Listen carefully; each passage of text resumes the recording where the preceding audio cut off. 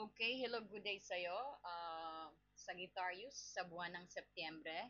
So, titignan natin ang mga prediction sa'yo sa September, ang gabay at ang blessing sa'yo, no? So, welcome po sa mga Sagittarius at sa mga crosswatcher din po. Welcome kayo. At sa mga hindi pa po nakakapag-subscribe, don't forget to like and subscribe. At maraming salamat sa ating new subscriber. Ayan. Simula na po tayo. Summer reading, only good energy.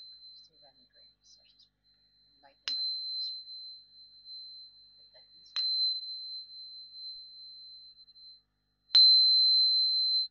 Ayan. So, gagamit tayo ng tarot tsaka romance angel and then ang inyong uh, tingnan natin sinong archangel po ang magagabay sa inyo sa buwan ng Setyembre. No? So, lalapit ko ang mic. Hawakan ko na lang siguro itong mic. Pasensya na po sa sound. Simulan natin, no?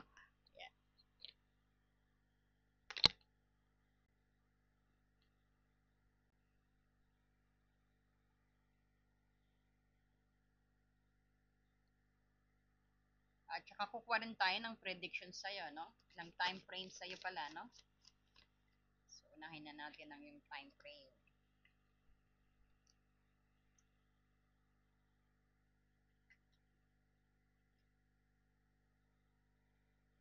Oh, may 1 day ka na kagad. Sabihin natin, September 1 yan, no?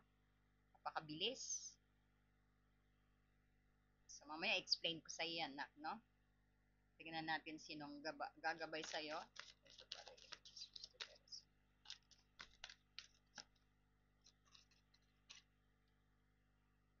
Wow naman, ang ganda. Gusto ko surprise to.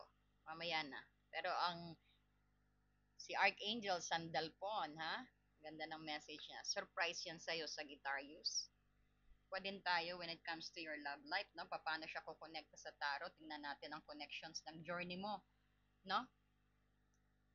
Kasi magkasama lagi yan, love life at romance, no? At ang inyong career, no? At ang inyong finances.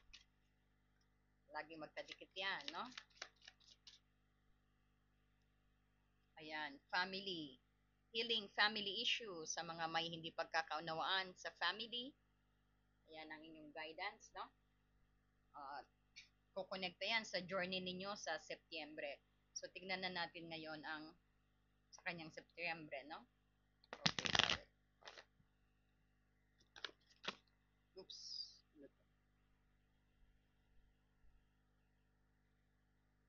Ayan, may High Priestess ka na. High Priestess. Nagtiwala sa inyong gut feelings, no? Nine of Swords, medyo hindi ka makapagtulog-tulog ng September. And ang Seven of Wands, kailangan mo ipagtanggol lang yung sarili. No? So, kitang-kita dito sa journey mo. Sa buwan na ito, Sagittarius, lalakasan ko ha, hawakan ko mic. So, you could see here, may High Priestess ka. At ang Seven of Wands dito. Parang nakikita natin sa darating na Setyembre, magiging buwan nito ng parang sabihin natin, inner journey, ang paglalakbay at saka ang pagde-depends sa sarili. No? Parang it's about sa paglalakbay mo at ang pagtatanggol sa iyong sarili. Kasi bilang Sagittarius, 'di ba? Alam natin na mahilig kayo sa adventure. Ayan yung explorations, ayan yung mga adventurous na mahilig kayong mamasyal, mahilig kayong mag-travel, no? Ayan yung parang sabi natin luxurious way of living, no? Nasa inyo 'yan, Sagittarius, yan yung katangian din niyo na hindi malalayo rin sa iyo, no? So, yung pag-explore, no? Ayan yung journey na nakikita natin. So, ang buwan nga ito is parang ito yung buwan na sa tingin natin na yung dapat mo rin tignan ang ibang territory. No, hindi ito yung sinasabi ko yung paglalakbay mo sa ibang lugar, hindi ibig sabihin na maglakbay ka rin sa ibang lugar, at mag-explore ka doon. Hindi, ang ibig sabihin nito is yung tignan mo yung iba ring teritoryo, no? Hindi sa labas. Ibig sabihin nito yung kundi sa loob ng iyong sarili, no? Learn something. Ay, pasensya na yung shadow, no? So makikita mo dito yung sinasabi dito na i-explore mo rin yun ang sarili mo, no? Hindi lang yung lugar, no? Kumbaga ito yung pinaka-loob-loob mo, i-explore mo rin, no? Kasi ito yung high priestess na ito yung oras na para makinig ka sa iyong intuition, sa iyong intuitions or trust your gut feeling ang sinasabi dito. So, may mga sometimes may mga kasagutan na hindi natin nakikita sa libro, hindi natin makukuha sa mga aklat o sa mga payo ng ibang tao, no? Kundi ito yung sinasabi na sitwasyon mo na dapat na ikaw lang ang makakatuklas at makakasagot sa isang sitwasyon na yan o sa isang dalahin na yan o sa isang problema na yan, no? Sagittarius. Kumbaga, may mga sitwasyon sa iyong buhay na hindi pa malinaw sa iyo sa Setyembre, no? At ang pinakamausay na paraan ay para maunawaan mo ang lahat ay ang mga sa pamamagitan ng ano nak no sa pamamagitan na maging tahimik muna at magtiwala sa iyong sarili at especially sa mga bulong makinig ka tsaka yung gut feeling hindi yung bulong ng kapitbahay hindi yung bulong ng ibang tao kundi bulong ng iyong sarili no your intuitions is telling you something na dapat mong pagtuunan ng pansin dahil sa Setyembre nakikita natin dito no may mga pag-aalala at mga takot na nagpapahirap sa iyo no pwede rin ito yung sitwasyon na labis mong iniisip every night or let's say ito yung fear or ito yung doubt na nagdudulot ng stress sa iyo o magdudulot ng stress sa iyo na maari ding nangyari to ng past month mo no so mga hindi pa po nakakapanood ng Agosto no Sagittarius no so andiyan pa rin po panoorin niyo po para maintindihan niyo po ang sunod-sunod na journey ninyo no at nakikita din dito actually yung nakikita natin dalahin mong stress or sabihin natin na mga doubt no kung bakit hindi ka nga makapagtulog-tulog sa gabi. So ang mahalagang bagay na dapat mong tandaan actually ay yung karamihan ang takot is ito yung nasa iyong isipan lamang no. Alam mo ba yung kanta ni Corita? Ang takot ay nasa isip lamang. Oh, ayan, di ba? Parang ganon, no? Nasa isip lang yan, okay? Parang yan ang nag-overpower sa yung sa utak mo sa Setyembre, sa Sagittarius, no? Kumbaga, sabihin din natin sila yung mga mental ghost, no? Hindi tunay na mga banta sa'yo or sabihin natin mga katang-isip lamang, no? So, sa Setyembre, ito yung parang harapin mo at palayain mo ang sarili mo, no? Sa pag-aalalang iyan, no? And sa wakas, no? You are actually doing depending yourself, no? Ito yung kailangan mong ipagtanggol ang iyong sarili at sa mga paniniwala mo. You need to firm on that. You have to stand by that, no? Sabihin nating may mga tao o sitwasyon na sumusubok sa iyo no? Na manindigan ka or let's say sumusubok sa paninindigan mo, no? So, you could do it, Sagittarius, no? So, nakikita rito din na actually itong Seven of Wands, ito yung kalakasan mo no? Ito yung nagbibigay sa iyo ng lakas ng loob na tumayo sa kung ano ang tama para sa iyo. At huwag kang mag-alinlangan, no? At protektahan mo ang posisyon mo at ang iyong mga pangarap. Do not let others invade you, no? So nakikita naman natin dito ang pagpapala na para sa iyo itong Setyembre, yun yung pagiging malaya mo, no? Mula sa mga takot, ayan, dahil may Nine of Swords ka rito, mula sa takot, at saka yung pagkakaroon mo ng panloob na karunungan. Your inner self, nakilala mo ng lubusan ng iyong sarili sa journey iyan, no?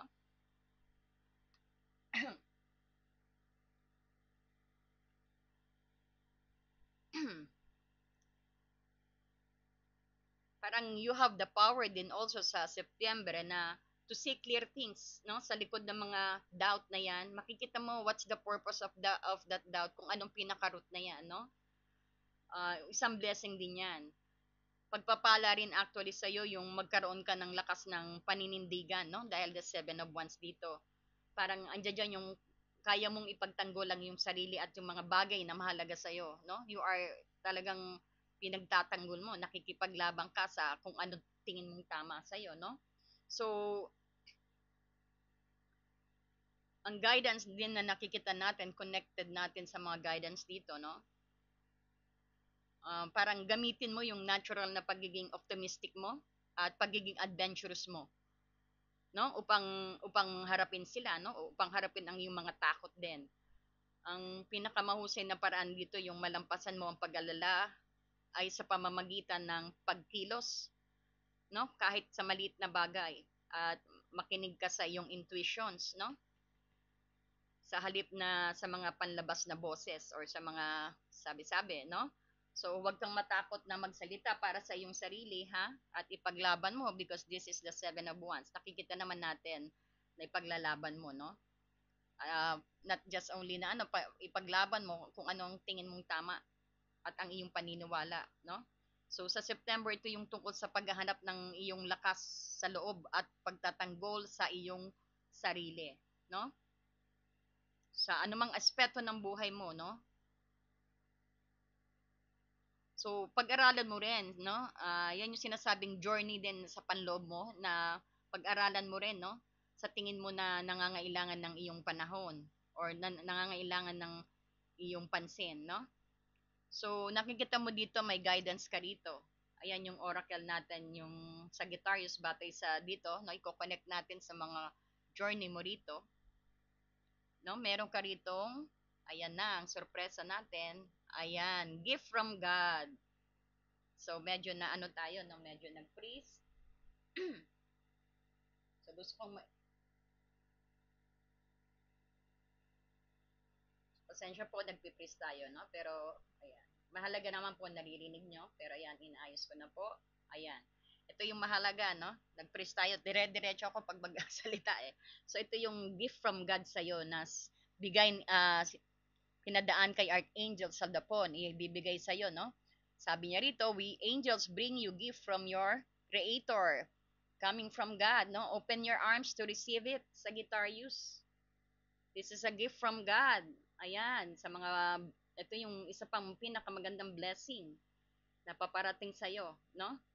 So, ito rin magkakaroon tayo ng kaunawaan bakit itong mga journey mo nandito, no? Kasi ang High Priestess, ito yung kumakatawan sa gift of God din sa buwan mo, no? Sa buwan ng Setyembre. So, ang regalong ito ay hindi isang material na bagay, no? O kundi isang spiritual na regalo ng iyong intuitions. Kumbaga, madali mo siyang mapakinggan, madali mo siyang very klaro sa iyo ang pag-aintindi mo ng gusto niyang iparating sa iyo, no? Parang ito yung about sa gift na panloob mo. Sabihin natin knowledge o karunungan or sabihin natin mas lalo madadagdagan ang faith mo, no? Sa halip na maghanap ka pa ng kasagutan sa iba. Ang Diyos ang nagbibigay sa iyo, no? Ng kakayahang marinig ang kanyang gabay sa loob ng iyong sarili. So, ang pinakaregalo niya, ito yung inner voice na kung pakikinggan mo, no? Ito ay magbibigay sa iyo ng tamang daan, gabay at direksyon at importante ay ang peace of mind, no? So ito yung paalala rin na ang pananampalataya ay hindi lamang tungkol sa pagdarasal, no? Kundi pati na rin sa pagtitiwala sa kaloob ng nasa sarili mo. So, gamitin ang regalong ito, no? Na para maging mas matatag at mas malinaw sa iyo ang mga desisyon, no? That's very beautiful. Meron din isa yung parang healing na sinasabi natin about sa buwan ng Setyembre kung may pag-aaway, mga hindi pagkakaintindihan sa pamilya, no? Ito yung sinasabi na magkakaroon ka ng healing sa September 9, maayos ang mga problema sa pamilya, sa family issue. So, dahil nakaka-apekto din sa love life mo yan, no? Kumbaga, base sa card mong Nine of Swords dito, yan din siguro isang dalahin mo na. At Seven of Wands, no? Sabihin natin na medyo connected sa relationship mo sa pamilya at ang sa iyong relationship sa iyong kapartner. medyo hindi magkaintindihan siguro, magkakaroon ng kaliwanagan at peaceful reconciliations, no? So, yung mga pag-aalala mo at takot mo actually, no? Ito yung mga takot mo eh, no? Itong Nine of Swords mo ang takot mo. Na-explain ko kanina, no? Yung mga, kumbaga itong mga to, maaring nagbumula ito sa mga problema sa pamilya din. Maari ring may mga alitan na hindi pagkakaunawaan or sabihin natin mga nakaraan na sugat na nagdudulot ng stress at pagkabahala sa iyo, no? Kumbaga, ayan, magkakaroon ka, ay, yung sabihin din natin mga mental na multo o yung ghost, no? Na nasa isip mo lang din na ito yung madalas na nagmumula sa mga sitwasyon sa labas ng hindi mo makontrol, no? Na kumbaga ito yung sa mga labas, sa pamilya, sa space mo, sa mga kapitbahay, kaibigan, no? So, magkakaroon ng kaliwanagan, magkakaroon ng kagalingan, no? And especially itong ano mo rin, itong Seven of Wands mo, no? Seven of Wands, ito yung depending at standing on your belief, no? Sa ito yung parang ito nga regarding din sa pamilya din, yung pagtatanggol mo rin siguro ang pamilya mo, no? Ito rin yung kailangan mong sabihin natin makakatingin ka, makakaranas ka ng peace of mind na, no? Maayos ang lahat dahil na kumbaga na idepensa mo ang pamilya mo or sabihin natin pinaglaban mo pamilya mo rin o mga away lahat ng pamilya maayos, no? So, magiging matatag pa ang inyong pagsasamahan actually dito, no? Magkakaroon ng mas lalong kasiyahan sa iyong pagsasamahan, no? At din sa iyong partner, no? Kumbaga, may stress free ka. At kung may mga taong patuloy na nagdudulot din ng stress sa iyo, no? Kailangan mong limitahan din ang kanilang maybe sabihin natin, limitahan mo rin yung medyo pagdidikit sa kanila because it's will not gonna do good, no? Baka kunin lang nilang energy mo, madidrain ka or makuha mo ang energy nila, no? So pay attention of that. So parang nakikita natin din dito is parang ina-advise din sa'yo na lisanin yung mga pag-aalala, no? So lisanin ang mga pag-aalala at ang pag-iisip ng hindi naman mga hindi naman totoo, no? At panindigan mo ang iyong posisyon actually dito sa it's either ang pag-ibig or sa pamilya, no? Kailangan din ng konting tiis din. Sometimes din kailangan din natin magtiis, no, to get this healing, no? Try to build something which is healthy at maging matatag ka sa iyong paninindigan, sa iyong desisyon, no? At especially kailangan protektahan mo ang iyong sarili mo. So, nakikita ko din dito ang September mo, ito yung pagkakataon na gamitin ang iyong panloob na lakas. Your inner strength at knowledge, no? To get some healing, no? To get some healing sa mga sugat na naibigay sa pamilya or let's say ito yung lumilikha ng isa pang mapayapang actually ito yung magiging mapayapang pagsasamahan, no? So pag gamitin mo ang inner strength mo. At dito rin, expect din sabihin natin siguro it could be September 1 o kung kailan mo mapanood dito or sabihin natin sa September, kung kailan mo maalala ang basang ito, no? Sa kinabukasan, expect na magugulat ka na napakabilis ng pagbabago at makikita mo kaagad yung ang turo ng ang regalo sa iyo, no? Ng ating may kapal na si nagpinadaan kay Archangel Saldapon, no? Kumbaga, yung gift na makikita mo siguro yan sa September 1 or sabihin din natin na sa araw na maalala mo ang basang ito, no? Kinabukasan, makikita mo na kaagad actually ang difference, ang regalo na binigay sa'yo, no? At magugulat ka na napakabilis, no? On that day ng September, sabihin natin, no? Sa day 1 or let's say in a week, mararamdaman mo ang binigay na changes sa iyo, ang regalo, no? At makikita mo rin ang resulta ng healing sa pamilya mo. At especially yung lakas ng loob mo at yung mga takot na wala na, no? It will just only take for one day to 1 weeks na. So, since napanood mo ito, gawin mo itong gabay at sana nakakuha ka ng insight, no? Para maganda at very feast ang paglalakbay mo sa buwan ng Setyembre. Ayan, maraming salamat sa Sagittarius at maraming salamat sa mga new subscriber po. At kung hindi ka po nakakapag-subscribe, don't forget to like and subscribe po and hit the notifications bell. Ayan, because we also do live po, no? Ayan, marami pong salamat and God bless you all.